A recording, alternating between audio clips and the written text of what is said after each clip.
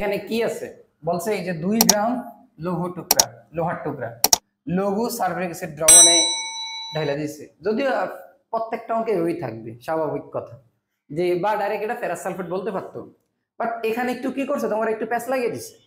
বলছে 2 গ্রাম লোহার টুকরা লঘু স্টিজরে দ্রবীভূত করা হয়েছে, ঠিক আছে। তাহলে লোহার টুকরাটা কি Fe, তাহলে Fe সালফিউরিক অ্যাসিড দ্রবীভূত যদি করি তাহলে উৎপন্ন হয় কি FeSO4 আর প্লাস কি H2, ঠিক আছে।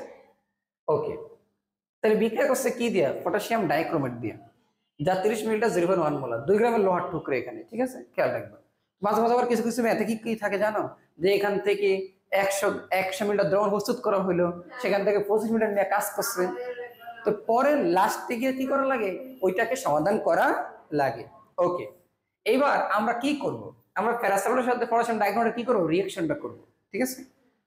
শোনো, সব কিছু বাদ তুমি খেয়াল রাখবা, পটাশিয়াম ডাইক্রোমেট আর পটাশিয়াম পারম্যাঙ্গানেট এর সাথে ফেরাস সালফেটের দুইটা রিঅ্যাকশন মুখস্থ রেখে ফেলবা এই অঙ্ক অন্তত লোহার অঙ্ক করার জন্য। তাহলে কি হবে, আমরা জানি যে potassium K2Cr2O7 plus ferrous sulphate, হ্যাঁ আমরা জানি এখানে কয়বার সাথে বিক্রিয়া করে 6 মোল। এইটুকু যদি মনে রাখতে পারি তাহলে কিন্তু পরেরটা কিন্তু তুমি আপনা আপনি পারবা, যেটা আমি তোমাদেরকে টেকনিক্যালি আগেও শিখাইছি, এখন আবার শেখাবো। খেয়াল করো, পটাশিয়াম এর লগে সালফেট যাবে, পটাশিয়াম সালফেট সরাসরি 2 এর কাছে যাবে। এখন পটাশিয়াম তো একটাই, আর দরকার নাই কিছু, প্লাস আসো ক্রোমিয়াম, এই ক্রোমিয়ামের সাথে সালফেট যাবে, ক্রোমিয়াম কিন্তু আমরা জানি ফেরত দেওয়া হয় 3 দুজনে, তাহলে হবে ক্রোমিয়াম সালফেট। দেখো ক্রোমিয়াম দুজনে 3, সালফেটের কাছে সালফেট 2 এর কাছে, এখন ক্রোমিয়াম কয়টা এখানে, দুইটা মিলে গেছে, আর দরকার নেই, প্লাস Fe, দেখো Fe তো SO4, এটা তো আয়রনটা কিন্তু ডিফারেন্স হয় 3, দুজনই কত হয় 3, খেয়াল আছে তো। তাহলে Fe আর SO4, দেখো সালফেটের 2 এর কাছে আর আয়রনের 3 কার কাছে, সালফেটের কাছে। এখন দেখো এখানে আছে 6, তাহলে এখানে কত দিনে মিলে, 3 দিনে মিলে, প্লাস আর কি থাকে, potassium permanganate ferrous sulphate dichromate, potassium sulphate চলে গেল, ক্রোমিয়াম, আর পানি থাকে, কি থাকে, পানি থাকে। তাহলে এখানে 7টা অক্সিজেন, 7 মোল পানি, ঠিক আছে। পানি না হাইড্রোজেন, ও আচ্ছা আচ্ছা আচ্ছা, এখানে আমাদের আরেকটা জিনিস বাকি আছে, H2SO4 বাকি আছে, তাই না, প্লাস H2SO4, তাহলে 7টা পানি 7টা H2SO4 শেষ, ঠিক আছে। এবার আসো এই লাইনের পরে আমরা কি লিখতে পারি, আমরা লিখতে পারি কি যে 1 মোল পটাশিয়াম পারম্যাঙ্গানেট K2Cr2O7 ইকুয়াল 6 মোল ফেরাস সালফেট, তাই না, এই লাইন থেকে বলা যায়, বুঝছো কিনা বলো। তাহলে 1 মোল potassium dichromate equal to 6 mole ferrous sulphate. এখন আমি কি বলতে পারি কিনা কোন পদার্থের 1 মোলকে 1000 millilitre 1 molar K2Cr2O7 equal to 6 মোল কে আমরা কই নিয়ে যাব বলো তো, গ্রামে।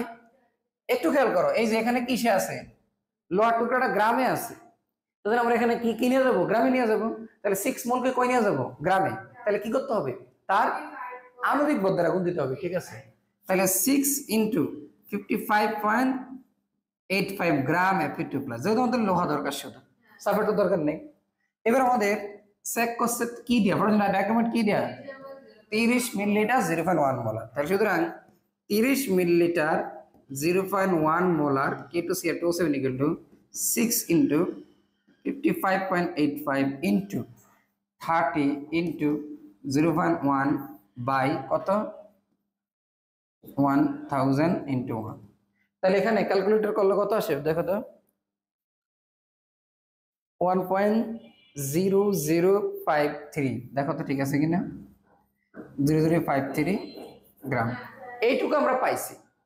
তাহলে আমি যদি বলি লোহার বিশুদ্ধতা, লোহার বা লৌহ খণ্ডটার বিশুদ্ধতা, নিচে কি হবে, হ্যাঁ কতটুকু লোহা ছিল 2 গ্রাম, ঠিক আছে।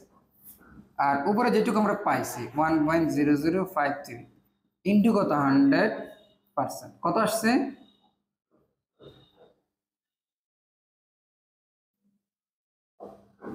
কত আসছে 50 ইন্টু কত আসছে 265 265%। তাহলে ওর বিশুদ্ধতা এইটুকু। যদি বলতো ভেজাল তাহলে 100 থেকে এটা বিয়োগ দিয়ে দেয়, অথবা হ্যাঁ এই 2 থেকে এটা বিয়োগ দিয়ে উপরে বসাইতে, এটা হইতো।